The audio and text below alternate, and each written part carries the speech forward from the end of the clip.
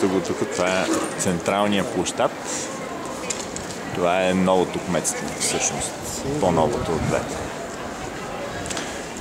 А по-натам, това, което го виждаш с една кула остро върха, която се показва оттам, това има било старото кметство.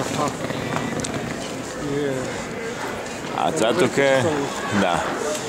Това тук е часовниковата кула. А това си е баш готика. Да. Ето надолу има заведение, бол. Да, определено. И точно този часовник